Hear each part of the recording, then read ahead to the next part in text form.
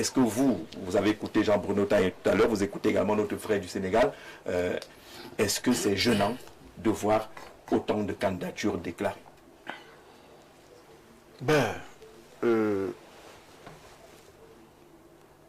Naturellement, c'est gênant quand on sait que c'est pour être président de la République où des conditions qui sont énumérées éliminent d'office beaucoup de ces candidatures fantaisistes, telle qu'une candidature d'un jeune qui a moins de 30 ans. Oui. Alors que pour être président de la République, il faut avoir 35 ans révolus. Ceci rentre dans ce que nous avons toujours proposé quand nous étions encore avec notre allié du RDPC. La révision du code électoral. C'est une des raisons qui nous a amenés à rompre l'alliance avec notre allié du RDPC. Donc,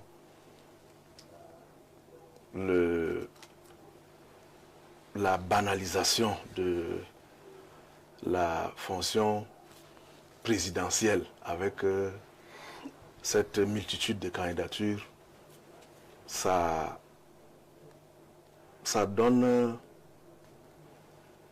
comme si au Cameroun, même si d'aucuns convoquent la longévité du chef de l'État sortant, ça ne peut pas être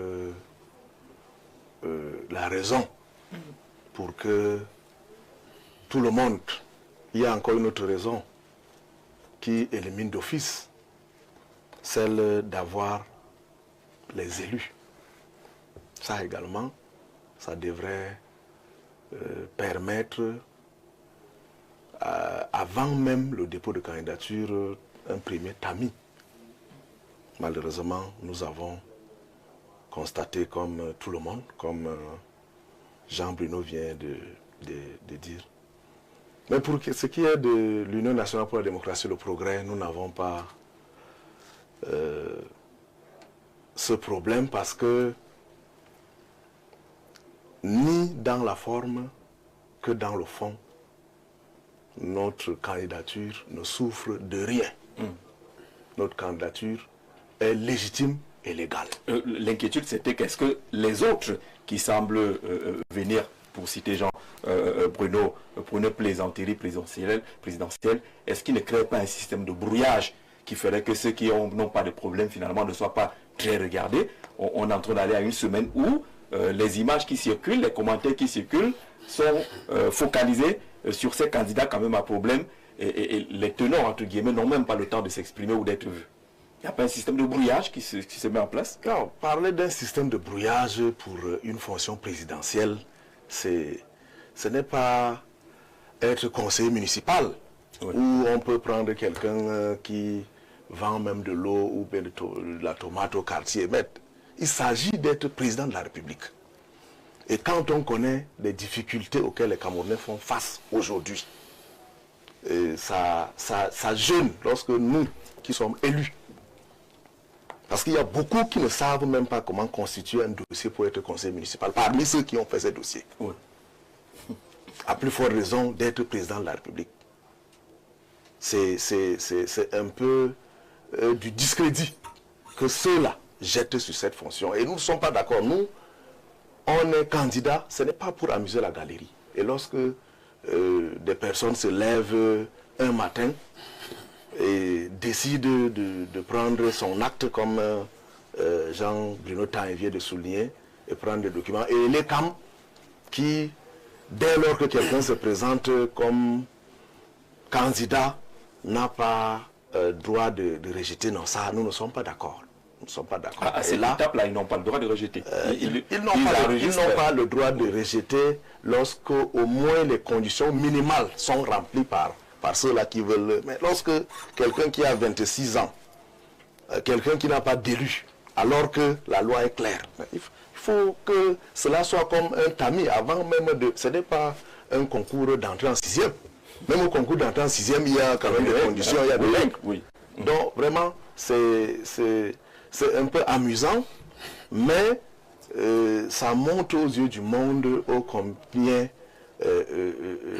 nous-mêmes, malgré les difficultés telles que le président du RDI a mentionné, c'est le problème de tous les Camerounais. Malgré les difficultés, vous réussissez quand même à trouver le temps pour blaguer. Non, oui, voilà, c'est ce que ça veut dire. Aujourd'hui, pour devenir maire dans ce pays, dans certains contextes, comme le cas du Mayorais, ce n'est pas, à plus forte raison, être président de la République où des gens s'amusent. Non. Quand nous, on sait qu'on a mouillé le maillot, on a travaillé dur, où certains responsables jonglent, au lieu de mettre la date à laquelle vous avez fait signer votre document, ils marquent une autre date pour permettre à invalider votre candidature, votre dossier. Et quand les gens viennent faire ça pour la présidentielle, nous qui allons parce que nous avons des convictions, parce que nous avons un bilan, parce que nous travaillons sur le terrain, on voit ça, c'est gênant. Alors, Écho de Dubaï, bonsoir Jean-Jacques et bonsoir à tous vos invités. Je voudrais apporter ma modeste contribution à l'émission de ce soir sur la multiplicité des candidats. La multiplicité des candidats à l'élection présidentielle au Cameroun pose plusieurs problèmes. Cela peut fragmenter le vote de l'opposition, diluant ainsi les chances de battre le parti au pouvoir et rendre plus difficile la formation d'une coalition unifiée. De plus, cela peut s'aimer la confusion dans l'esprit des électeurs et rendre difficile l'identification d'un candidat crédible, d'où le brouillage qu'on évoquait tout à l'heure, et capable de porter un projet alternatif. Voici quelques-uns des problèmes spécifiques liés à la multiplicité des candidatures, fragmentation de l'électorat de l'opposition. Un grand nombre de candidats peut entraîner une dispersion des voix de l'opposition, rendant plus difficile pour un candidat unique de remporter la victoire face au parti au pouvoir qui bénéficie souvent de la base électorale solide. Difficulté de former la coalition, vous l'avez dit, la présence de nombreux candidats peut rendre difficile la formation de coalition. Un nombre excessif de candidats peut rendre également difficile pour les électeurs de choisir un candidat en toute connaissance de cause, surtout si les programmes et les visions politiques sont similaires. Risque de manipulation, un grand nombre de candidats peut également peut être utilisé par le parti au pouvoir pour créer une impression de pluralité et de démocratie tout en conservant le contrôle du processus électoral. Coût élevé pour l'organisation des élections. Organiser une élection avec un grand nombre de candidats peut être plus coûteux et plus complexe. En résumé, la multiplicité des candidats peut affaiblir l'opposition, semer la confusion et rendre l'élection moins transparente et moins démocratique. Samson, depuis Dubaï, on salue les Camerounais qui nous suivent du côté de Dubaï. Alors la question, président Raymond Chiazok, vous avez suivi la réaction de Jean Bruno, monsieur le maire Célestin Yandal tout à l'heure. Multiplicité des candidatures, c'est à saluer ou pas? Je voudrais d'abord dire que toutes les analyses qui ont été faites ne cadrent pas avec ma position, celle de mon parti politique. Et parce que j'ai conduit à l'élection législative de 2020 une liste, je sais à peu près ce qu'on appelle une élection. Ce que je voudrais dire, c'est que toutes les analyses qui sont faites ont sûrement leur fondement, leur raison. Mais la vraie raison, c'est un ras-le-bol du peuple camerounais à l'endroit du président Biya. C'est ça le problème. Ne commençons pas ce débat par la pluralité des candidats. Souvenons-nous que Atcham, un fou, s'est mis écrit sur un mur pour dire que lui ne blague pas avec le président Biya. C'est la preuve de ce que le peuple camerounais, dans son entièreté, a vomi le président Biya. Dans son entièreté? Oui, ne mesurez pas quoi? Comment vous faites pour le... On n'aura pas de mesure. Il en faut. Tout à l'heure, dans d'autres analyses, les gens vous ont dit... Quand vous dites entièreté, le voisin n'est pas d'accord avec vous. Donc on peut parler à l'entièreté quand même. Vous savez, nous sommes au Cameroun. Oui. Vos élites qui vous disent qu'à l'ouest, c'est 100% Paul Biya, ils ont eu le mandat de qui? Pourquoi c'est lorsque nous parlons qu'on voulait mettre des restrictions? Non, entièreté, on n'est pas... Oui, justement. Oui. Les autres disent également que tout le peuple est derrière le président Biya, que cela ne gêne personne. Non, ça va nous gêner. Ce que je voudrais dire, de toutes les façons, oui. Ça va vous gêner, mais je voudrais dire ceci. Lorsque vous voyez plus de 80 candidats, chaque candidat, avec qualité ou sans qualité, a quelque chose qu'il reproche au régime. Oui. Ça, c'est évident. N'allez pas voir, déjà même que c'est un faux débat. Mais le dépôt de candidature n'est pas le mur de lamentation. Non, attendez. Bien dit ce que déjà, je voudrais dire que toutes les analyses qui sont faites, à partir du moment où la loi permet que les gens déposent les dossiers dans cette configuration et que l'ECAN doit recevoir tous les dossiers, je pense humblement que ceux qui ont déposé leur dossier ont leur motivation. Vous savez, monsieur Jean-Jacques Zé, nous sommes dans un pays où nous sommes allés à la dernière élection présidentielle en 2018. Le Cameroun, le peuple camerounais a choisi son président, son excellence Paul Biya. Que ce soit ceux qui l'ont voté ou pas, ont pour président le président Paul Biya. Oui.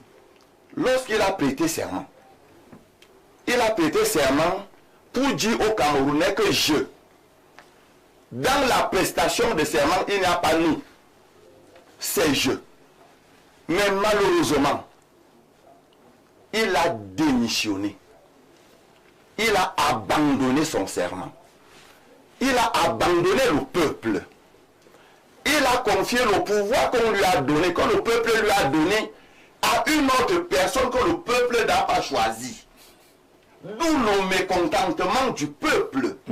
D'où la pluralité des candidatures. Pourquoi ça ne se manifesterait pas par un soutien massif derrière les candidatures sérieuses? Au lieu de venir chacun se balader et faire des déclarations comme on a vu, qui amusent aujourd'hui les réseaux sociaux, pourquoi ne pas, pour être sérieux, se mettre derrière les candidatures sérieuses et peser d'un poids certain? Chacun manifeste son mécontentement à sa façon.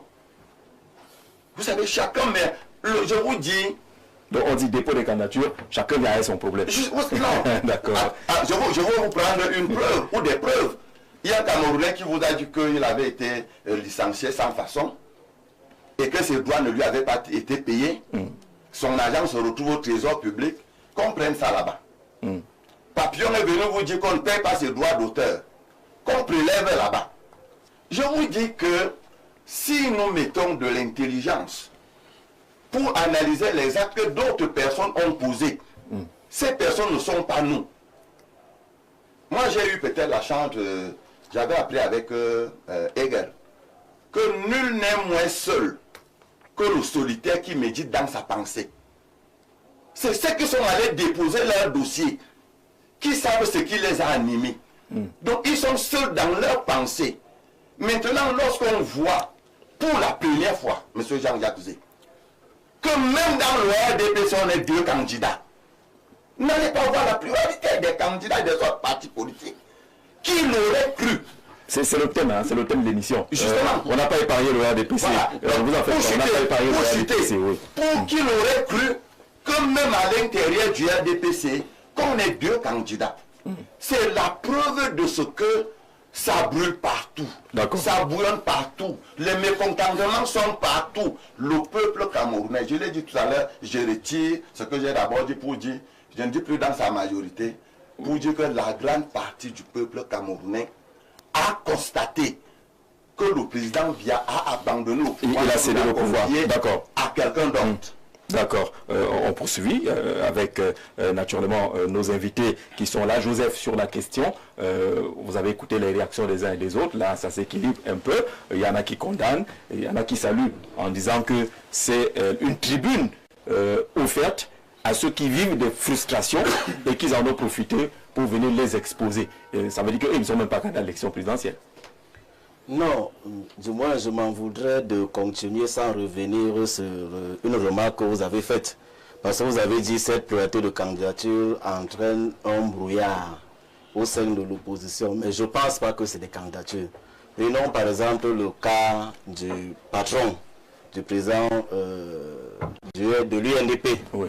de M. le maire Yanda, à peine il déclare sa candidature, qu'il se met à recruter au sein de l'opposition. Parce que nous, au PCC, ça a été une gêne de constater que comment appelle le président Bello Bouba retrouve l'opposition en période de campagne d'élection présidentielle, au lieu de montrer qu'il est revenu dans une famille en orientant vers la mise en synergie des forces, il se met à non seulement à recruter, mais à mettre en avant, c'est comme si c'était l'exploit au sein de l'opposition. Donc je crois que c'est ce type de comportement qui peut amener un brouillard. Nous, au PCN, quand même, nous avons été agréablement surpris de ces candidatures, parce que lorsque vous prenez le jeune de 30 ans, souvenez-vous que lorsque le président Cabral Libi appelle les Camerounais à se mobiliser, à s'intéresser à la question politique, son message est prioritairement destiné aux jeunes.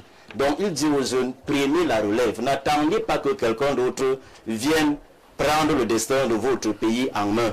Vous allez beau critiquer vos parents, vos anciens qui sont là, mais tant que vous ne prenez pas vous-même votre destin en main, vous ne serez pas sorti de l'auberge. Quand nous voyons donc aujourd'hui qu'il y a un jeune de 30 ans qui se lève pour aller déposer sa candidature, pour nous c'est un bon signal.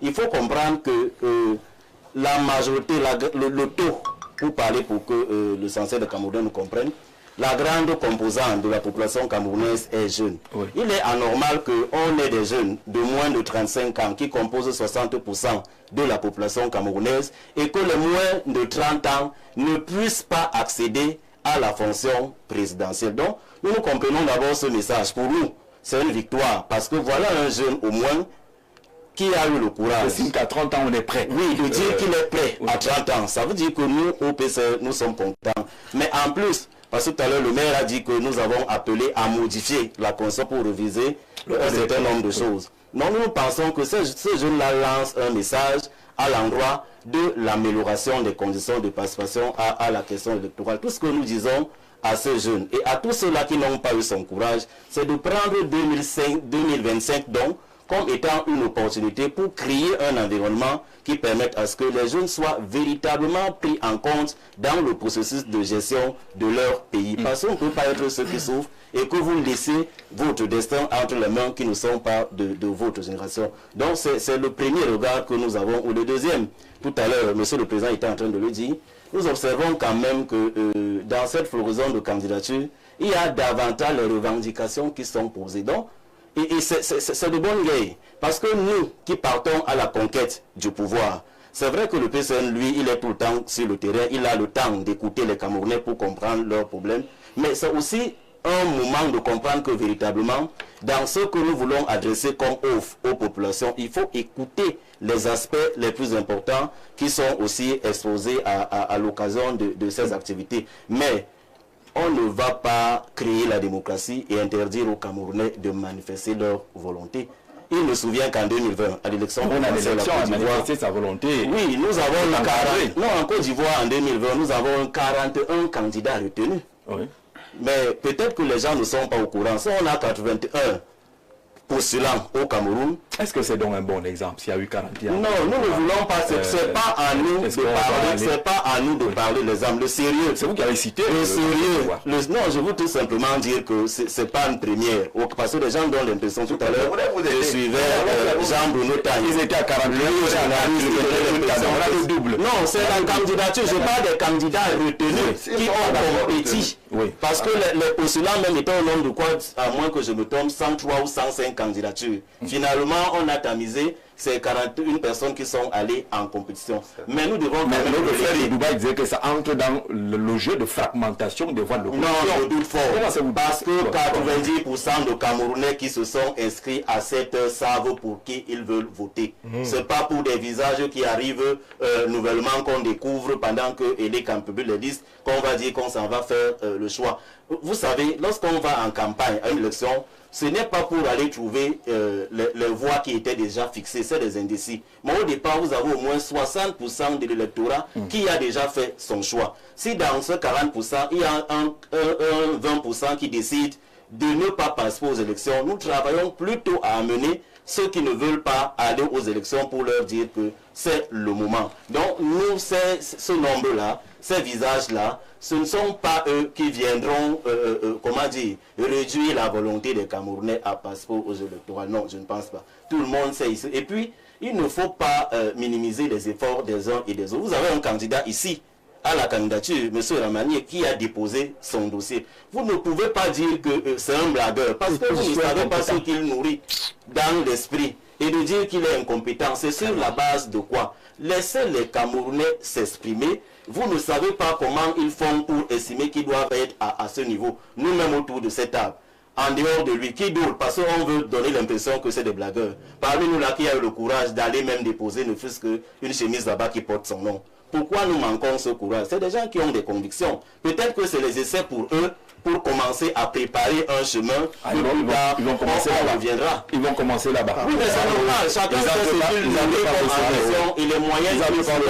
En tout cas, nous prenons toutes les... Parce qu'en 2018, nous avons été moqués en disant que nous étions des blagueurs. Voilà. Mais aujourd'hui au Cameroun, qui peut parler de l'avenir du Cameroun aujourd'hui sans l'honorable Cabral Libis? Ce n'est pas envisageable. Si donc en 2018, il s'était réduit aussi à voir comme les autres que non, il est jeune, puisqu'il n'avait pas l'âge qu'il a aujourd'hui, il avait moins de 40 ans, ou bien que c'est un blagueur, parce que l'impression qu'on donne, peut-être c'est qu'il faut qu'on ait d'abord été ministre, qu'on ait dirigé toutes les grandes sociétés du monde, qu'on ait atteint un certain âge, pour donner l'impression qu'aujourd'hui on a le calibre pour aller à l'élection présidentielle. Laissons les gens exprimer leurs convictions. Ce que nous demandons aux candidats, nous en tant que citoyens et le PSN en tant que parti politique, c'est de rivaliser les offres. Donc nous demandons au régime de laisser l'espace, parce que ce que nous gêne, pendant qu'on veut exprimer ce qu'on a comme offre, systématiquement l'administration ne permet pas à l'opposition de s'exprimer. Laissons les candidats et les candidatures se rivaliser à travers les offres qu'ils ont et de dire aux Camerounais de participer massivement au processus électoral. Parce que ce qui est sûr, on le touche. Tout le monde veut aller au changement. Donnons-nous les moyens qu'au soir du 12 octobre 2025, nous accédons véritablement au changement. Entre-temps, vous avez, le maire a reçu une balle perdue. Hein? Non, je ne m'adressais pas au maire. Le président de l'UNDP, il ne prendrait jamais ce type de risque, à peine arrivé à l'opposition qu'ils sont en train de recruter et de mettre en visibilité. Non, ce n'est pas lui, c'est le président. Oui, je m'adressais directement. Oui, je le président. C'est monsieur Galang dans sa façon. Je ne sais pas comme c'est que le président est bon, les autres. Je ne vais pas dire que camarade était bon. Je le connais dans sa manière de se faire. Il ne pas fait ce que le président a fait. Jamais. Le président, vous savez, lorsqu'on a le problème que l'UNDP a, il faut que les Camerounais comprennent. C'est le fait de rester longtemps dans cette alliance avec le RDPC. Dès lors que nous avons décidé de rompre. Parce que j'avais... C'est une parenthèse qu'on vous accorde, hein? Oui, une parenthèse. Donc il faut que... Je profite de la parenthèse pour dire, pour pas répondre aux camarades.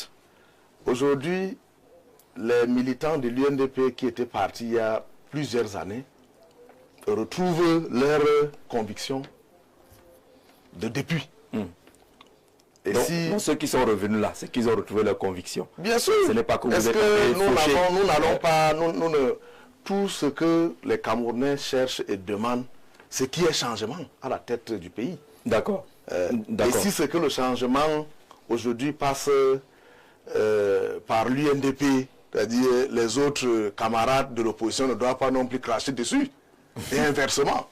D'accord. Ramani, sur la question d'entrée, concernant la multitude des candidatures déclarées ou déposées, les dossiers déposés à Elections Cameroun, les avis sont divergents là-dessus. Il y en a qui condamnent et il y en a qui pensent qu'il faut aller au-delà de 80 comme chiffre, mais aller voir ce qui peut être motivation. La souffrance pour le président du RDI et d'autres arguments ont été avancés. Les vôtres? Oh, je dirais simplement qu'il faudrait comprendre que la fonction présidentielle, c'est d'abord un engagement personnel et légitime. Pour être candidat à l'élection présidentielle, je crois qu'il y a au moins 3 principes. D'abord, avoir qualité. La première qualité, c'est d'être citoyen camerounais d'origine. Avoir compétence, avoir même capacité. Moi, je comprends qu'il y a actuellement un tribunal de l'Inquisition qui voudrait nous ramener à ce qu'on a appelé à une époque la guerre des religions. Mais quand vous dites avoir capacité, ça suppose quoi? Non, là, mais si vous vous sentez, c'est tout simplement. Si vous vous sentez capable, c'est se sentir capable. Capable, oui, d'aller s'asseoir, de signer les papiers, puisqu'il n'y a pas de course de fond, il y a encore d'athlétisme au palais présidentiel. Alors, c'est le vieux débat qu'on a eu à un moment donné en Europe, notamment après la Renaissance en Europe, où on posait la question de savoir, faut-il limiter le nombre d'églises ou encore de confessions religieuses? Il y en a beaucoup qui disaient que non, il faudrait qu'on limite le nombre d'églises. Et d'ailleurs, concernant notamment le catholicisme, je prends le cas de la France, il y a beaucoup de catholiques qui disaient qu'il n'était pas normal qu'il y ait une autre religion en France en dehors du catholicisme. Suivez mon regard avec les guerres des religions. Donc quand les protestants émergent en France, pour le cas de la France, les protestants sont pourchassés. Donc c'est la chasse à l'homme, ils sont persécutés. C'est ce qu'on retrouve en 2025 au Cameroun. C'est-à-dire que comme... Qui est chassé, qui est persécuté? Mais l'émergence de nouveaux acteurs dans le champ politique, on les dénigre, on dit que c'est un jus qui n'arrive même pas à manger, machin, truc, etc. Alors, cela est excessivement dangereux. On est comme dans une famille où le père et la mère existent, un enfant naît de ses parents et dit à ses parents, non, non, non, papa et maman, il ne faut plus que vous fassiez d'enfants. Il va être le seul dans la maison. C'est ce qui se passe au Cameroun. Alors, vous avez dit tout à l'heure, vous avez parlé tout à l'heure de candidats sérieux. Mais moi, je ne comprends pas, Jean-Jacques Zé. Excusez-moi de m'étonner. On sait, en épistémologie, on sait au moins qu'il y a deux qualités qu'on peut attendre d'un dirigeant. Les qualités intellectuelles et les qualités morales. Par qualité intellectuelle, neutralité, objectivité, autre. Par qualité morale maintenant. C'est ça, c'est suffisant. Attends, qualité intellectuelle. J'ai dit qu'il y a deux. J'ai donné deux. Hein, deux catégories. Et autres. Ouais. Oui, qualité intellectuelle, c'est l'objectivité, il faut être neutre, il faut être sérieux, ainsi de suite. Maintenant, les qualités morales, on a par exemple la vertu. On connaît bien les théories sur la vertu, qu'un homme d'État doit avoir de la vertu, le sérieux et la probité. Je vous ai entendu dire depuis le début de l'émission que les candidats sérieux. Donc vous voulez dire qu'il y a des candidats qui ont des qualités morales. C'est-à-dire ceux qui étaient là depuis 43 ans, 30 ans, 35 ans.